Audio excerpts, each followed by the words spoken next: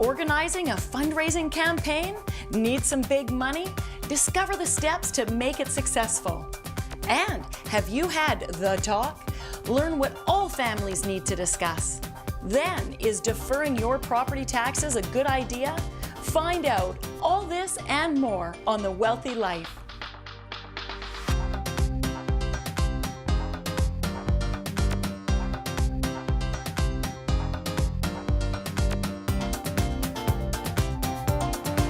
Do you think it's a good idea to defer property taxes? The cost of everything's going up except your income. It's about the only way it's a way to save some money. Put it away for when you get to be my age. Well, we've never done that, so I'm not sure of the advantages. I wouldn't think so. I prefer to pay bills right up front. Yeah. My elderly aunt does, and it's more so that she has that money for her own use during the year. And she doesn't have any heirs, so the house is just going to be sold and the money's going to be split up amongst charities anyway. So she said, why not have that tax money for her use until she's finished using the house?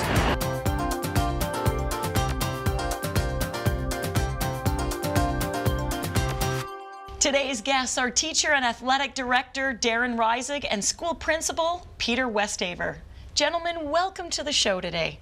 Thank you for having us. Thank you very much. Peter, school principal, I'd like to hear more about that. Do you enjoy it? Absolutely. I do have, I would say, the best job in the school as principal of Claremont High School, which is in the Center School District, very close to Victoria. And we have a population of just over 1,200 and a staff of about 150. Wow. Yeah. So that's a pretty big school. Yeah. A lot of teenage hormones running through the hallways every day. And every day is different. It's a remarkable, it's a wonderful feeling. It's always a great culture to the school, and I'm happy to be there all the time. How many years have you been doing that? 17 years as a principal in the Saanich District, and this is my first year at Claremont High School, so I'm very happy to get going there. So did you know as a little boy you wanted to be a principal when you grew up? Well, as a teacher, absolutely. That came first, and then that grew into be the vision of being a principal, and I'm so happy, yes. Oh, you're blessed to do what you love doing. Thank you, thank you, thank you. And Darren, you are the athletic coordinator or director at Claremont. What does that entail? Well, it entails managing the school's athletic teams, which there are vast. We have over 35 teams, as well as helping with the academies. Academies are something that started in the early 2000s in our school. Their kids apply to come to those specific academies to take their sport training within the school day and still be in the school population as a regular student. Wow, so the academy is a big focus on a specific sport, so those kids maybe want to pursue that later and get more intensive training on that sport while still integrating it with all of their academics. Absolutely. It tends to be a passion for those students who want to evolve into a lacrosse player, a swimmer, a golfer, a rower, which are the sports we offer, and it allows them to do it daily and again within the school timetable, still not taken away from their academic studies. Do you think having an academy actually encourages kids to stay in school and keep their grades up? Absolutely. I think it's a level of engagement that for young teenagers that often aren't sure if they want to be at school or what they want to do at school, it gives them a level of engagement immediately. Now, do all public schools have academies? Not all public schools. What we see nowadays is kids will pick a school of choice, and depending on the focus that that school may have. So in our case, with our academies, other schools may have a theater or other sports or, disciplines. But kids have a lot of choice nowadays. The days of the neighborhood school are not the same anymore. Kids can drive across town and attend a high school of their choice. Wow, that's great. It has changed from when I was a kid, but that's going back a few years now. I understand you guys are working on a project, an exciting new project. Darren, tell me about the vision for this. Well, the vision is to create a synthetic turf field. That was the original vision in the early 2000s, to help compensate for a field that is not usable 12 months of the year. That vision has evolved and grown into an outdoor wellness center that would include a new turf field, beach volleyball, walking trails, a new track, as well as a subsidiary building to the school that would support these programs. Wow, that sounds amazing. It also sounds like it might be expensive. It's an ambitious thought. We're hoping to get there. So do you have a committee together that's already starting to work on this? We have, through Peter's help, we have created a committee. It's called the project itself is called the Agora Project, and currently we have 7 members involved in that society. So the Agora Project, Peter, where did that name come from? Well, the name came from, when you think of the Greek mythology, the school of Claremont were known as the Spartans. So we wanted to play on that theme. And Agora meaning essentially a gathering place for community to come together, and a marketplace, to be as community as one. So the Agora would be the facilities adjacent to the school as a meeting place and for athletes to train. So it sounds like a great facility for your students, but also for the community at large, where everybody can come together and benefit from this project. The hope is to not only have the school benefit, but the community of all ages. We have facilities that we're hoping to push for the younger children.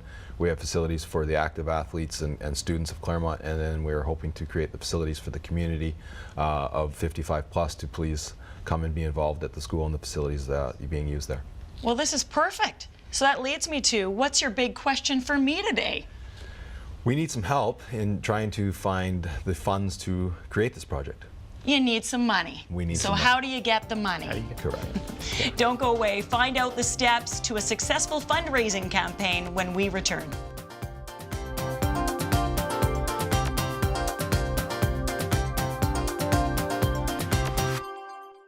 The Wealthy Life is brought to you by investment dealer Raymond James. Life well planned. See what a Raymond James advisor can do for you.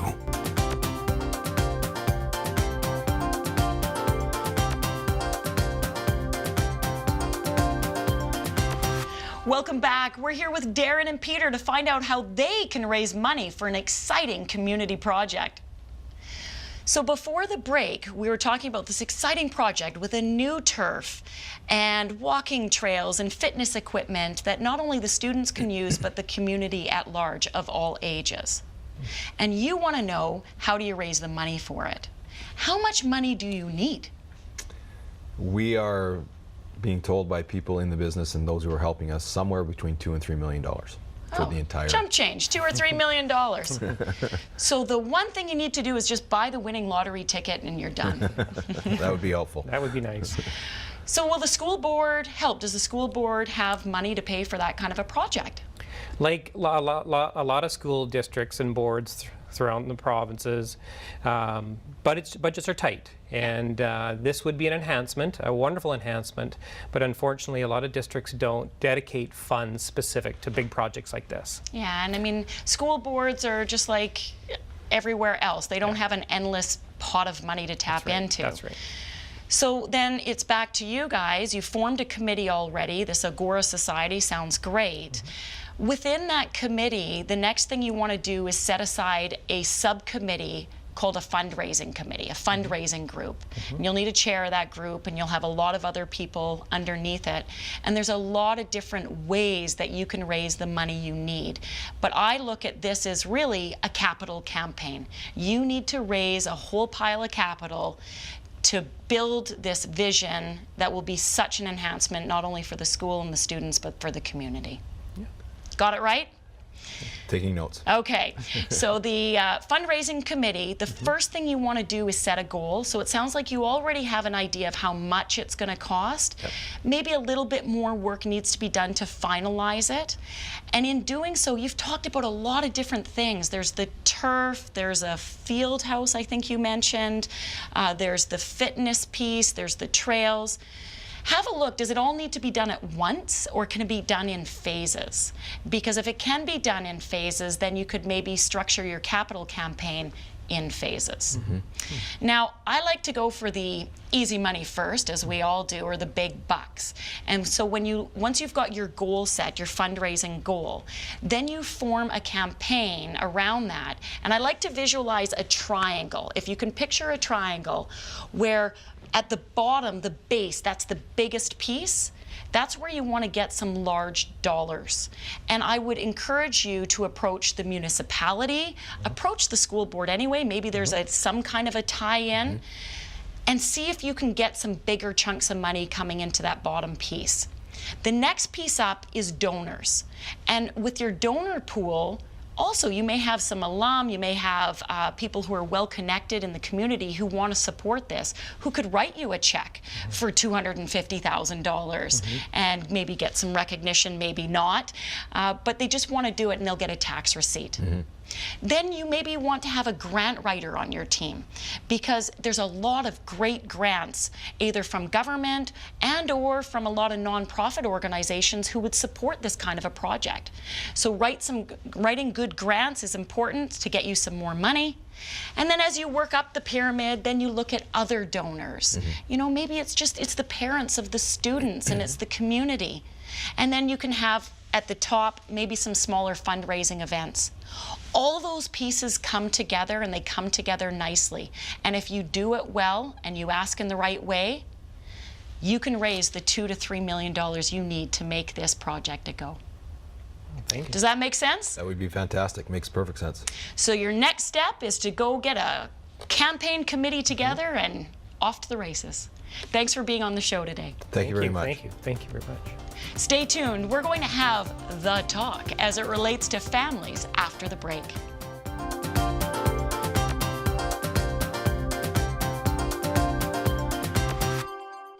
The Wealthy Life is brought to you by investment dealer Raymond James. Life well planned. See what a Raymond James advisor can do for you.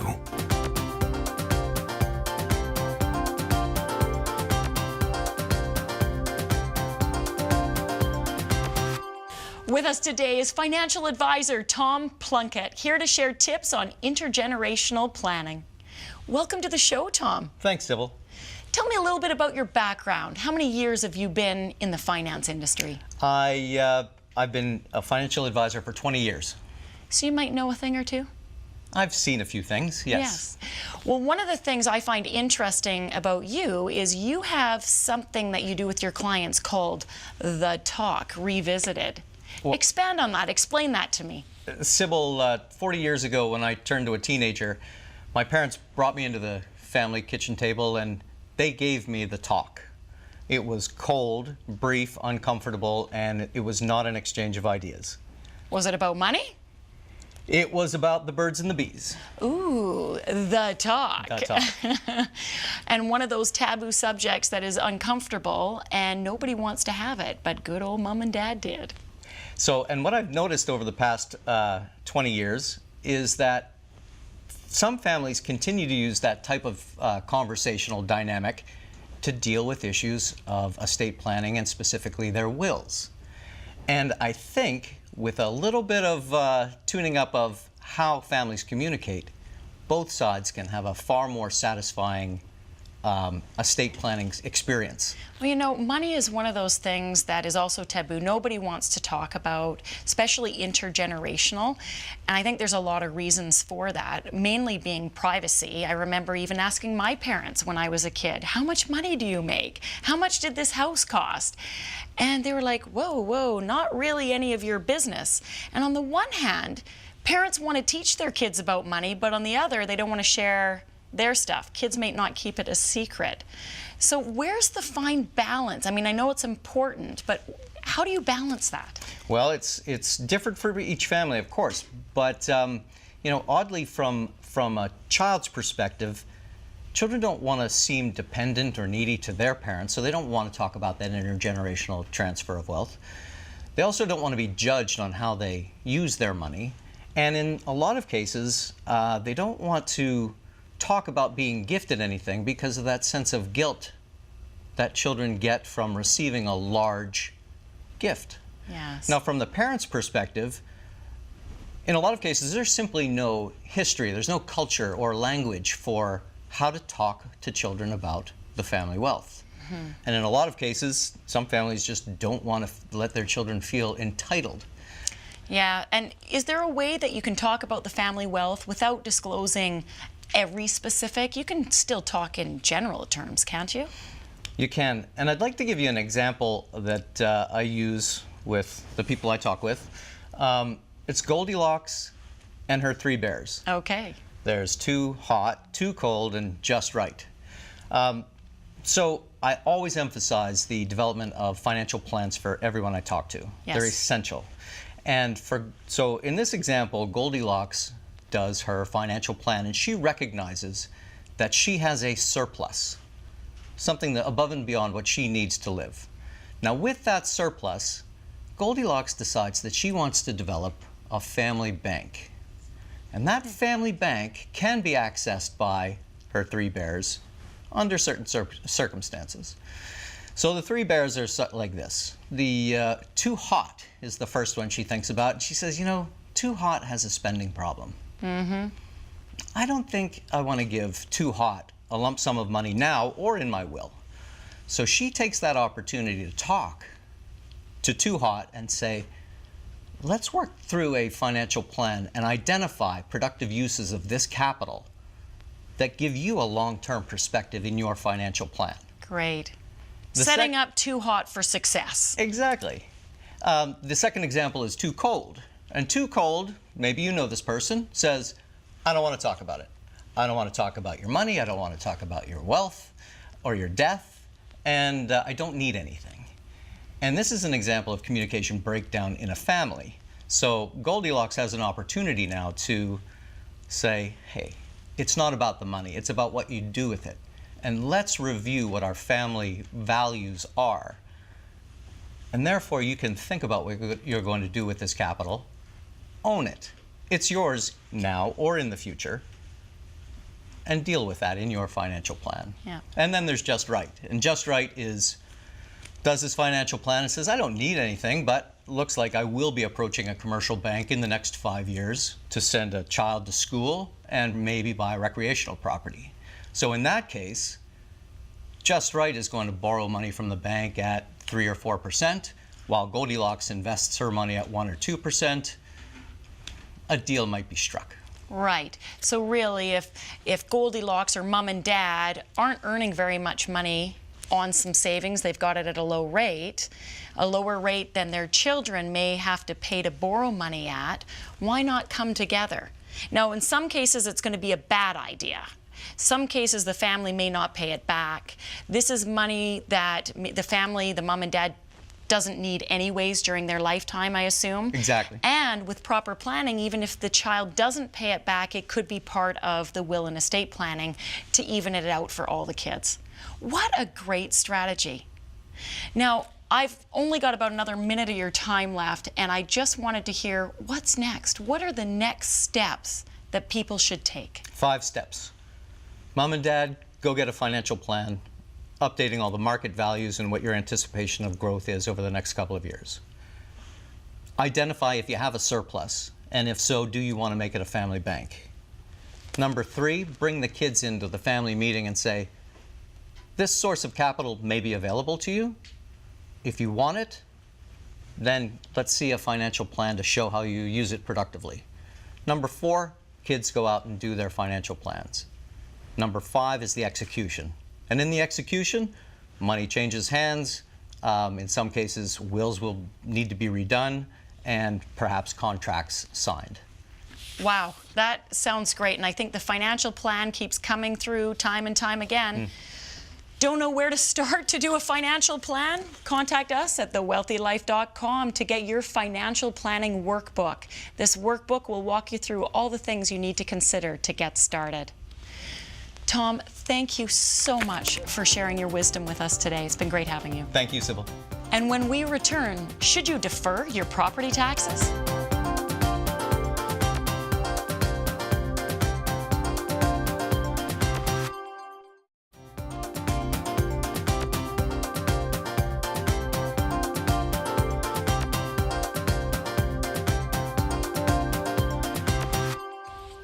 Welcome back. Thanks for your letters, emails, tweets, and messages. Today's question is from John in Whistler.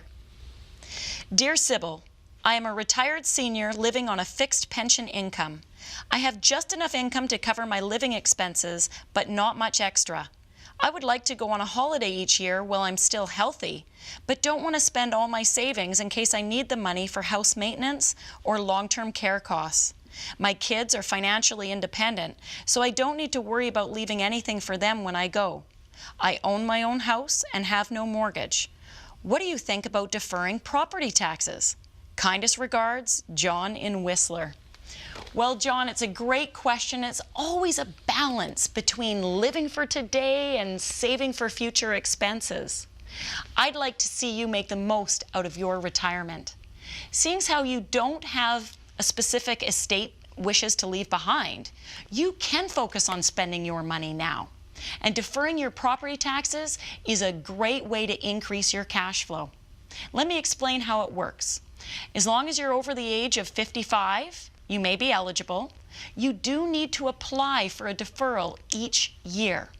But essentially, you just don't pay your taxes, and it is like a liability that needs to be paid at a future date, but at an extremely low interest rate. And the interest is not compounded, it's simple interest. So it's about the cheapest money you can get your hands on. Great way to use the equity you've built in your home to free up some cash flow. Now, the debt does have to be paid at some point in the future. If you sell your house, you are going to have to pay that loan off immediately. If not, at the time of your death, that debt is payable. But seeing as how you have no mortgage, you've got enough equity in your home to cover it. Now, if you did want to take a mortgage out, be careful, because the banks often won't let you have deferred property taxes outstanding, and that may get added into your mortgage at a higher rate, which wouldn't be as attractive. So as long as you don't plan on taking a mortgage out, I would say definitely look at deferring your taxes and go on that well-deserved holiday every year. And that wraps up this edition of The Wealthy Life, helping Canadians make smart financial decisions. Join the conversation on social media and tell us your story. Go to thewealthylife.com to ask your financial question and make the most out of what you have.